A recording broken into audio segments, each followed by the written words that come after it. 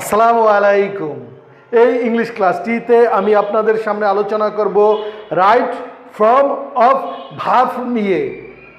এই right form of verb হচ্ছে একটি ইনকারেক্ট ভার্বকে কারেক্ট করাই হচ্ছে right form of verb.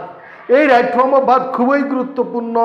BCS, NTRCA, admission, সরকারি চাকরি, প্রাইমারি স্কুল শিক্ষক নিয়োগ, এমনকি ক্যাডেট স্কুল এবং কলেজ অ্যাডমিশনগুলোতে এবং এইচএসসি এবং ডিগ্রি লেভেলগুলোতে। তাহলে চলুন দেখি এই ক্লাসটি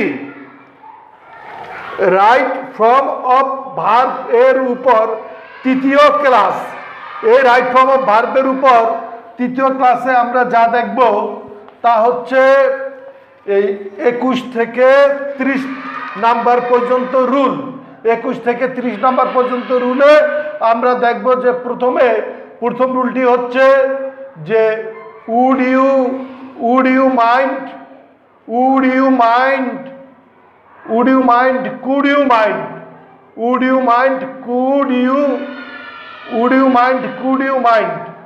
cannot help, এই could not help এবং could not help, এবং মাইন্ড স্টপ এগুলোর পর ভার্ব হলে ভার্বের সাথে আইএনজি হয়। এগুলোর পর ভার্ব হলে ভার্বের সাথে আইএনজি হয়ে থাকে। তাহলে আমরা উদাহরণে তা দেখে নেই। যেমন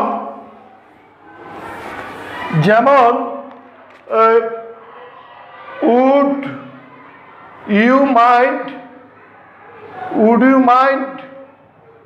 close the door, would you mind close the door. তো would you mind close the door, তাইলে এখানে ক্লোজ রয়েছে, এটা সঠিক উত্তর হবে ক্লোজিং, কারণ এই উড ইউ মাইন্ডের পর ভার্বের সাথে আইএনজি হয়, তাই সঠিক উত্তর হবে closing. Would you mind closing the door. আমরা যদি রাইট ফর্ম অফ ভার্বের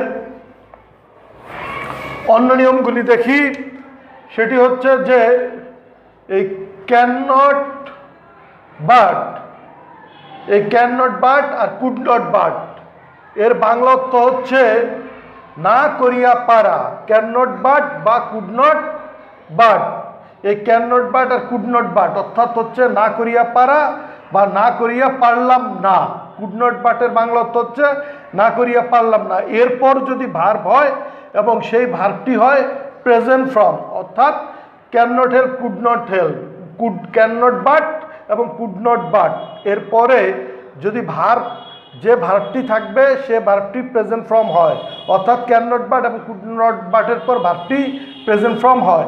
যেমন I can not but solve it, তাহলে সঠিক উত্তর হবে I can not but solve it, অর্থাৎ আমি ইহা সমাধান না করিয়া পারি না। তাহলে এই যে ক্যান নট বাটের পর যে ভার্বটি রয়েছে সেটি আছে কি প্রেজেন্ট ফর্ম, অর্থাৎ I can not but solve ইট।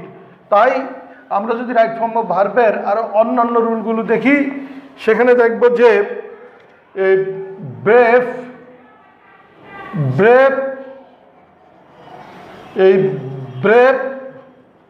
এবং রিচ, এই poor, brave, rich, poor, honest, এগুলোর পূর্বে যদি দি থাকে, ব্রেভ, রিচ, পুয়ার, অনেস্ট, এগুলোর পূর্বে যদি দি থাকে তখন ভার্বটি প্লুরাল বি ভার্ব হয়। তখন ভার্বটি প্লুরাল বি ভার্ব হয়। যেমন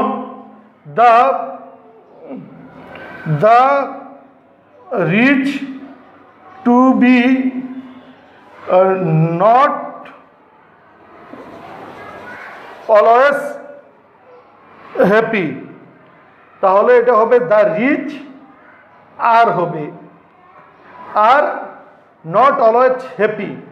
এই ধনীরা কি কখনোই সবসময় সুখী নয়, বা ধনীরা সর্বদা সুখী নয়, অর্থাৎ ব্রেভ, রিচ, পুয়ার, অনেস্ট এগুলোর পূর্বে যদি আর্টিকেল ডি থাকে তাহলে এর পরের ভার্বটি প্লুরাল বি ভার্ব হয়ে থাকে। তো আমরা যদি রাইট ফর্ম অফ ভার্বের অন্যান্য রুলগুলি দেখি, ইজ এবং এভরি, এই ইচ এবং এভরি এগুলোর পরে নাউনটি হয় সিঙ্গুলার, এরপরে নাউনটি সিঙ্গুলার হয় এবং ভার্ব কি সিঙ্গুলার বি ভার্ব হয়, অর্থাৎ ভার্বটি যখন বসে তখন কি এই সিঙ্গুলার বি ভার্ব হয়, ভার্বটিও মানে সিঙ্গুলার বি ভার্ব হয়ে থাকে। যেমন ইজ বয়েস হ্যাভ লেফট দ্য প্লেস, তাহলে এর সঠিক উত্তর হবে ইজ বয় হ্যাজ কি লেফট দ্য প্লেস, অর্থাৎ ইজের পরে এই নাউনটি সিঙ্গুলার হলো, তারপরে হ্যাজ লেফট, এই হ্যাজ হচ্ছে সিঙ্গুলার বি ভার্ব, তাই ভার্বটিও কি সিঙ্গুলার বি ভার্ব হলো। তো আমরা যদি রাইট ফর্ম অফ ভার্বের অন্যান্য রুলগুলো দেখি সেই ক্ষেত্রে আমরা দেখব যে এই নোবডি, নো ওয়ান, নান, এই নোবডি, নো ওয়ান, নান এর বাংলা অর্থ হচ্ছে কেউ না, এবং এভরিবডি, এভরিওয়ান, সামবডি এবং এই সামওয়ান বা এনিবডি বা এই এনিওয়ান এগুলোর পরে সিঙ্গুলার বি ভার্ব হয়। কি হয়? সিঙ্গুলার বি ভার্ব হয়, এগুলোর পরে সিঙ্গুলার বি ভার্ব হয়। যেমন এগুলোর পরে কি হয়? সিঙ্গুলার বি ভার্ব বসে। যেমন nobody to be there, তাহলে এখানে কি হবে? নো বডি ইজ দেয়ার, এই ইজ হচ্ছে সিঙ্গুলার বি ভার্ব, তাই এটি কি এখানে ইজ হইল। আমরা যদি এই স্ট্রাকচারে আরেকটা উদাহরণ দেখি, যেমন এভরিবডি হ্যাভ ডান ইট, তাহলে এর সঠিক উত্তর হবে কি এই হ্যাজ ডান। এভরিবডি এরপরে কি এই হ্যাজ হচ্ছে সিঙ্গুলার বি ভার্ব, তাই সিঙ্গুলার বি ভার্ব হলো, তাই এভরিবডি হ্যাজ ডান ইট এটা হবে। তাইলে আমরা যদি রাইট ফর্ম অফ ভার্বের অন্যান্য রুলগুলি দেখি সেইখানে আমরা দেখব যে আবারও যে নোবডি, এই নো ওয়ান, নান, এই এভরিবডি, এই এভরিওয়ান, এই সামবডি, এই সামওয়ান, এনিবডি, এনিওয়ান এগুলোর পর মূল ভার্বের সাথে অ্যাজ অথবা ইয়েস যোগ হয় যদি বাক্যটি প্রেজেন্ট ইনডিফিনিট টেন্স হয়। আমি আবার বলছি যে nobody, no one, none, everybody, everyone, somebody, someone, anybody, anyone এগুলোর পর মূল ভার্বের সাথে অ্যাজ অথবা ইয়েস যোগ হয় যদি বাক্যটি প্রেজেন্ট ইনডিফিনিট টেন্স হয়। তাহলে যেমন এই এভরিবডি কাম হেয়ার, প্রত্যেকেই এখানে আসে, এই বাক্যটা ভুল, কারণ এইখানে এভরিবডি দ্বারা যে এভরিবডি সাবজেক্ট আকারে বসেছে এবং এই বাক্যটি প্রেজেন্ট ইনডিফিনিট টেন্স বুঝিয়েছে, তাই এখানে এই এভরিবডি, নোবডি, নো ওয়ান, নান, সামবডি, সামওয়ান, এনিবডি, এনিওয়ান এরা থার্ড পারসন সিঙ্গুলার নাম্বারের কাজ করে। তাই এই মূল ভার্বের সাথে কি অ্যাজ অথবা ইয়ার যোগ হবে, তাই এখানে অ্যাজ যোগ হবে, তাই এভরিবডি কামস হেয়ার এটা হবে। তো আমরা যদি আরো অন্যান্য রুলগুলি দেখি, যেমন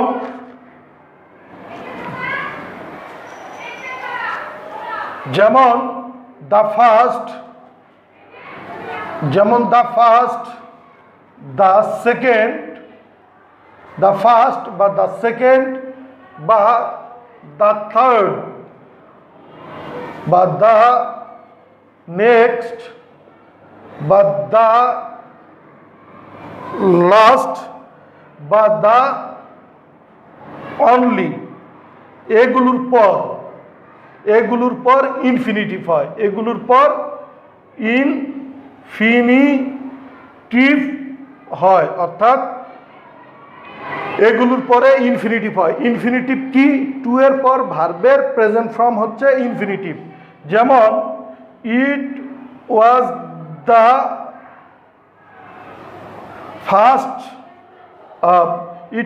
ফার্স্ট টাইম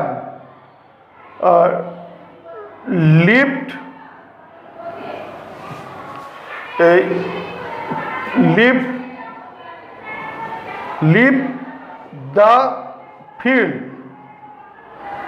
তাহলে ইট ওয়াজ দ্য ফার্স্ট হয়েছে, তাহলে এরপরে কি হবে? ইনফিনিটিভ হবে, অর্থাৎ টু লিভ হবে। এই টু লিভ হচ্ছে এই ইনফিনিটিভ, তাই সঠিক উত্তর হবে টু লিভ। এবং আমরা যদি রাইট ফর্ম অফ ভার্বের অন্যান্য রুলগুলো দেখি, সেই অন্যান্য রুলগুলো হচ্ছে যে জিরান, অন্যান্য রুলগুলো হচ্ছে যে জিরানের পর সিঙ্গুলার বি ভার্ব হয়, জিরানের পর কি সিঙ্গুলার বি ভার্ব হয়, জিরানের পর সিঙ্গুলার বি ভার্ব হয়। যেমন এই walking, to be good for health. তাহলে ওয়াকিং হচ্ছে এখানে জিরান, ভার্বের সাথে আইএনজি যুক্ত ওয়ার্ডকে জিরান বলে, তাই ওয়াকিং এটি হচ্ছে জিরান। এই জিরানের পরে সিঙ্গুলার বি ভার্ব হয়, এখানে ইজ হচ্ছে সিঙ্গুলার বি ভার্ব, তাই সিঙ্গুলার বি ভার্ব হবে walking is good for health. কিন্তু জিরানের পর কিন্তু এই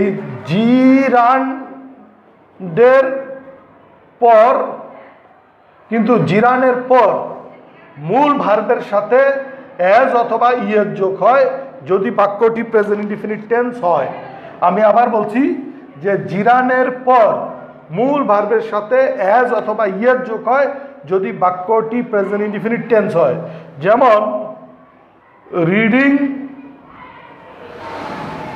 এই help us to earn knowledge.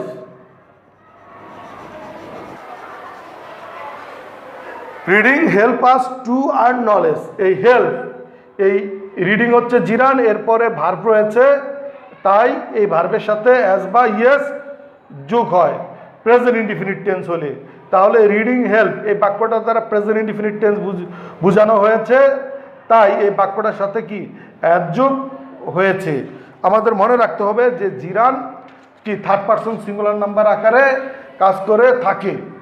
তো আমরা যদি রাইট ফর্ম অফ ভার্বের অন্যান্য রুলগুলি দেখি, 30 নম্বর রুলটি দেখি, আমাদের মনে রাখতে হবে যে ওয়ান অ্যান্ড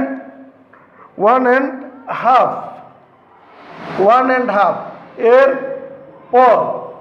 এরপর নাউন হয় প্লুরাল, এরপর নাউন হয় প্লুরাল, কিন্তু ভার্ব হয় সিঙ্গুলার। 1.5 এর পর নাউন হয় প্লুরাল, কিন্তু ভার্ব হয় সিঙ্গুলার বি ভার্ব, ভার্ব হয় সিঙ্গুলার বি ভার্ব, অর্থাৎ ভার্ব হয় সিঙ্গুলার বি ভার্ব। যেমন ওয়ান অ্যান্ড হাফ লেমনস, হ্যাঁ, one and half lemons to be given. তো ওয়ান অ্যান্ড হাফ লেমনস এরপরে যে নাউন রয়েছে এটি আছে প্লুরাল, কিন্তু এর এই টু বি এর পরিবর্তে ইজ হবে, অর্থাৎ এরপরে সিঙ্গুলার বি ভার্ব হয়। তাই ইজ হচ্ছে এই সিঙ্গুলার বি ভার্ব, তাই এখানে সিঙ্গুলার বি ভার্ব বসলো। তো প্রিয় শিক্ষার্থীগণ, আমি আপনাদের সামনে তুলে ধরলাম রাইট ফর্ম অফ ভার্বের রুলগুলো। আমার চতুর্থ ক্লাসটি রাইট ফর্ম অফ ভার্বের রয়েছে এবং চতুর্থ ক্লাসটি হচ্ছে রাইট ফর্ম অফ ভার্বের শেষ ক্লাস, এবং এই চতুর্থ ক্লাসটি দেখার আমন্ত্রণ জানিয়ে আমি শেষ করছি। আপনারা ভালো থাকুন, সুস্থ থাকুন।